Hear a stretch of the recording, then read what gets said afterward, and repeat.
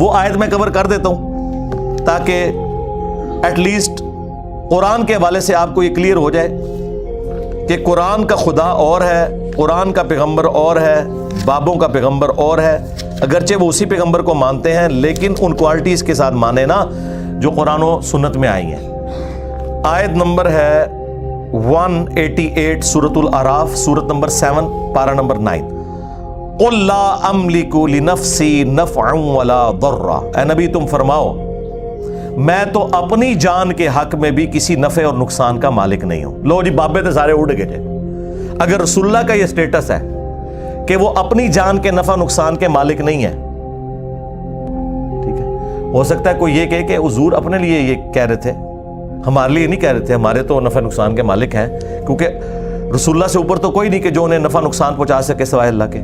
تو ہم کہیں گے رکو ذرا، صبر کرو، یہ تمہارا وسوسہ بھی قرآن سے ہی ہم ختم کر دیں گے.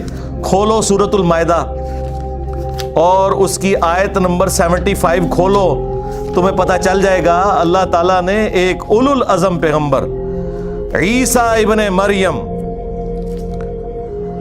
علیہ السلام کے بارے میں پہلے ہی فرما دیا، مل مسیح ابن مریم الا رسول، عیسیٰ ابن مریم تو نہیں تھے مگر ایک رسول ہی، قد خلت من قبلہ الرسل، ان سے پہلے بھی اور رسول گزر چکے ہیں. یہ اللہ کے بیٹے تم نے کہاں سے بنا لیے؟ رسول تھے اور رسول بھی آئے. وَأُمُّهُ صِدِّيقَةٌ، اور ان کی ماں ایک سچی عورت تھی. كَانَا يَأْكُلَانِ الطَّعَامَ، دونوں کھانا کھانے کے محتاج تھے. ہاں روٹی کے محتاج تھے، عیسیٰ بھی ان کی ماں بھی. 5 اولو العزم پیغمبر جو سورہ الاحزاب میں سورہ شورى میں آئے، محمد رسول اللہ صلی اللہ علیہ وآلہ وسلم، ابراہیم خلیل اللہ، عیسیٰ روح اللہ، موسیٰ کلیم اللہ اور نوح نجی اللہ علیہ السلام اجمعین، ان میں سے ایک بندہ، اللہ اکبر، اللہ تعالیٰ فرما رہا ہے کہ کھانا کھانے کے محتاج تھے وہ. انظر کیف نبین لہم الآیات، دیکھو کہ ہم اپنی آیات کس طرح کھول کھول کے بیان کر رہے ہیں. ثم انظر انا یؤفکون، پھر ان کی طرف دیکھو کہاں الٹے پھرے جاتے ہیں. اس سے زیادہ سمجھایا جا سکتا ہے کہ جو روٹی کھانے کا محتاج ہو وہ تمہارے نفع نقصان کا مالک نہیں ہو سکتا. آپ کہہ رہے ہوں گے شاید میں نے اپنی طرف سے بات کر دی. اگلی بات آ گئی، قل اتعبدون من دون اللہ، اے نبی ان سے فرماؤ کہ کیا تم اللہ کو چھوڑ کر ان کی عبادت کر رہے ہو؟ جیزس کرائسٹ اور ان کی ماں کو خدا مانے ہوئے ہو. اب یہ آپ بریلویوں کو پیش کریں، وہ کہتے ہیں نہیں ہم تو نہیں بزرگوں کو خدا مانتے، عبادت تو نہیں کرتے. ہم کہتے ہیں آگے چل، آگے لکھا ہے ما لا یملک لکم ضرا ولا نفعا، جو کہ نہ تمہارے نقصان کے مالک ہیں نہ نفع کے. عیسیٰ اور ان کی ماں تمہارے نفع نقصان کے مالک نہیں ہے. عبادت تو پچھلی بات رہ گئی، یعنی عبادت اس کی ہوگی جو نفع نقصان کا مالک ہوگا. تو اس میں میں نے کہا تھا کہ عیسیٰ کے جیسا ہے ہی کوئی نہیں، تیرے سارے بابے تھے شے ہی کوئی نہیں. ہاں مریم کے جیسا ہے ہی کوئی نہیں، تیری رابعہ بصریہ تھے شے ہی کوئی نہیں. دونوں کا ذکر آیا ہوا ہے. عبادت نہیں، صرف نفع نقصان کے مالک نہیں. واللہ هو السمیع العلیم، اور اللہ ہی ہے سننے والا علم والا. بھائی عیسیٰ ان کی ماں سننے اور علم والے ہو ہی نہیں سکتے تو کس کے مشکل کشا کہاں سے ہوں گے؟ یہاں پہ بھی جو نبی کے لیے آیا کہ اے نبی تم فرما دو میں تو اپنی جان کے لیے بھی نفع نقصان کا مالک نہیں، تو اس کے کانٹیکسٹ میں نے پیش کیا، یہ انہی معنوں میں ہے کہ مالک اللہ ہے. خیر اس آیت میں بھی کھل جائے گا الا ما شاء اللہ، ہاں مگر جو اللہ چاہے. وَلَوْ كُنْتُ أَعْلَمُ الْغَيْبِ، اور اگر میں غیب خود سے جان لیتا. ایک تو وہ ہے جو اللہ وحی کے ذریعے بتاتا ہے، اس علم غیب کا کوئی انکار کرے وہ کافر ہے. وہ تو نبی کے حق میں ہم مانتے ہیں، وہ تو قرآن میں واضح فتویٰ ہے. سورہ آل عمران آیت نمبر 179 میں واضح اللہ تعالیٰ نے فرما دیا ہے وَمَا كَانَ اللَّهُ لِيُطْلِعَكُمْ عَلَى الْغَيْبِ، اللہ کی شان نہیں کہ تمہیں غیب پر اطلاع دے. وَلَكِنَّ اللَّهَ يَجْتَبِي مِن رُسُلِهِ مَن يَشَاءُ، ہاں اللہ اپنے رسولوں میں سے جس کو چاہتا ہے اسے غیب کی خبریں دیتا ہے. ٹھیک ہے، عام بندے کا کام رسولوں پہ ایمان لانا ہے.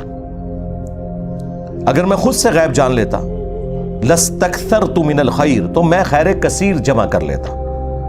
وَمَا مَسَّنِيَ السُّوءُ، اور کبھی مجھے کوئی تکلیف نہ پہنچتی. مجھے پہلے ہی پتہ چل جاتا کہ یہ ہونے والا ہے، میں فورس ہی کر لیتا. آپ کو سی سی ٹی وی کیمرے میں اگر مستقبل کی خبر پہلے دکھائی جائے کہ آپ یہ روڈ کراس کریں گے تو ایک ٹرک کے نیچے آ جائیں گے، آپ نے تو پوری زندگی وہ روڈ نہیں کراس کرنی. یہ حقیقت بات ہے. ان انا الا نذیر و بشیر، میں تو نہیں سوائے اس کے کہ ڈر سنانے والا ہوں آخرت کا اور خوشخبری دینے والا ہوں جنت کی. لقوم یؤمنون، ان لوگوں کے لیے جو واقعی بات ماننا چاہیں، ایمان لانا چاہیں، ان کے لیے. یہ سورۃ الاعراف کی آیت نمبر 188 کا اعلیٰ حضرت نے بالکل صحیح ترجمہ کیا ہے اور خود مان لیا کہ علم الغیب کا عقیدہ کیا ہے، نفع نقصان کا عقیدہ کیا ہے، سب کچھ مان لیا کہ اللہ ہی اللہ ہے. تو یہاں پہ ہم کہتے ہیں کہ اعلیٰ حضرت کا ترجمہ پڑھ لو. پھر سورۃ الانعام میں، سورہ الزمر میں، سورہ یونس میں قل انی اخاف ان عصیت ربی عذاب یوم عظیم، اے نبی تم فرماؤ کہ اگر میں بھی اپنے رب کی نافرمانی کروں تو بڑے دن کا عذاب مجھے بھی آ پکڑے گا.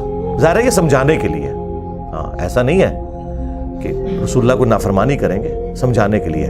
اور سمجھا نہیں انہوں نے، سمجھانا یہی تھا کہ عبد القادر جیلانی تے شاہی کوئی نہیں. ہاں اگر نبی کا یہ سٹیٹس ہے انہوں نے بھی شریعت کو فالو کرنا ہے. وَأَنَا أَوَّلُ الْمُسْلِمِينَ، سب سے پہلے انہوں نے مسلم بننا ہے. پھر جو سورۃ الاحقاف کی آیت ہے، نبی تم فرماؤ میں کوئی نیا رسول نہیں ہوں، مجھ سے پہلے بھی رسول آئے ہیں اور مجھے تو خود نہیں پتا کہ خود تمہارے ساتھ اور خود میرے ساتھ کیا ہونے والا ہے معاملہ. یعنی حضور کو تو نہیں پتا تھا کہ کب معجزات ظاہر ہوں گے، کیا ہوگا. اس سے مراد رسول اللہ کی آخرت کا معاملہ نہیں ہے، ظاہر ہے وہ تو قطعی جنتی ہیں، پورا دین اس پہ کھڑا ہے. لیکن یہ بتایا جا رہا ہے کہ جو آپ کو کہتے ہیں نا ہمارے سلسلے میں مرید ہو جاؤ، ہم اس وقت تک جنت میں نہیں جائیں گے جب تک کہ سارے مریدوں کو لے نہ جائیے، کتنے نہ لے جائیے. ہاں تو رسول اللہ تو یہ فرما رہے ہیں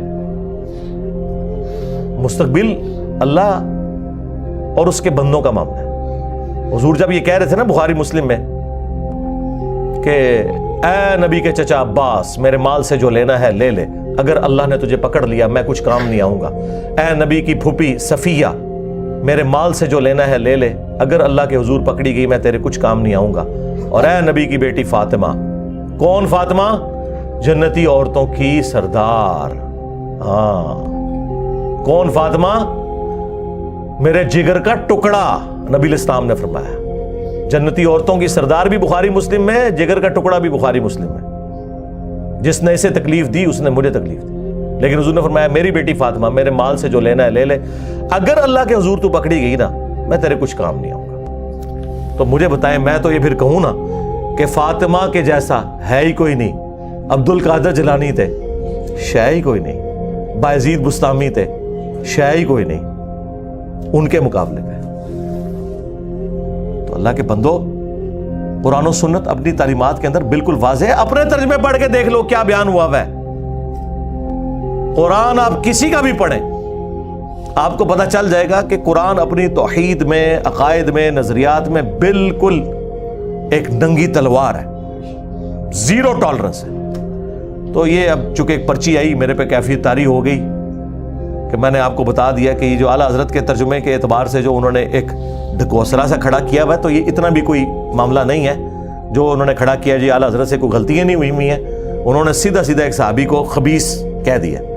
اور اس سے بڑھ کر غزوہ احد کا جب ذکر آیا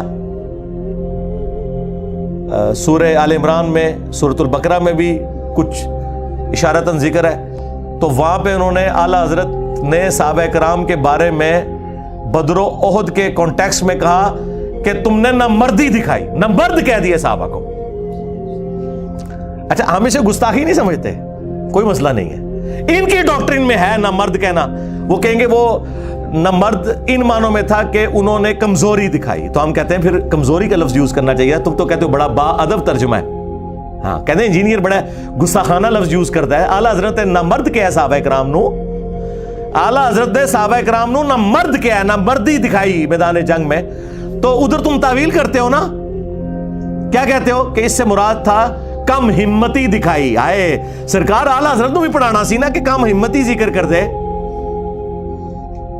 چلو بزدلی کہہ دیتے، اگرچہ وہ بھی ایک گستاخانہ لفظ تھا آپ کی ڈاکٹرین میں. ہمارے نزدیک کوئی ڈاکٹرین میں کوئی بزدلی یا کم کوئی بھی نہیں، لیکن آپ نے جو کچھ پڑھایا ہے نا اپنی عوام کو اس میں تو 100% یہ گستاخی ہے. نہ مرد کا ہے صحابہ کرام کو.